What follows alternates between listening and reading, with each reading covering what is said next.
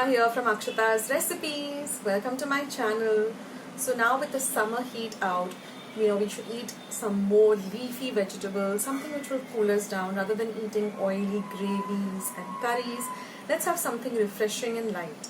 So today I'm going to show you our traditional radish vegetable, which is Mulyachi Bhaji, and it's really delicious, and I'm going to make it Goan style, just like my grandmother used to make it, with very little oil. Now I'm using coconut oil, which is traditionally used, but you can also use your regular oil that you use. And I'm going to show you how to prep the vegetable, how to wash it and clean it and chop it up, and everything, so you can even beginners will be able to make this recipe. And this can be had with some rice and dal or some rice and chapati. It's really nice and it will really cool you down during the summer. So let's just jump straight ahead into today's recipe.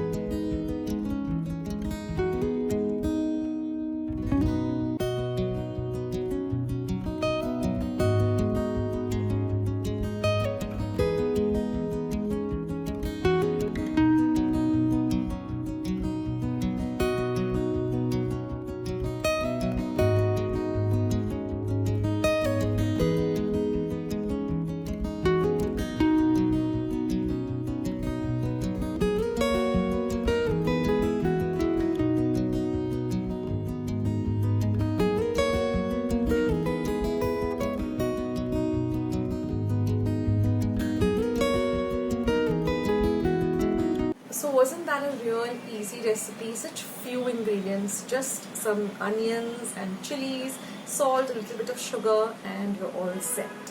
So now some little tips on how to buy this radish. So first of all, you should see that the radish part, which is like the legume part, is really nice and firm. It isn't soft, it isn't discolored, it should be nice and white. Then the leaves also should be really nice and dark green and fresh.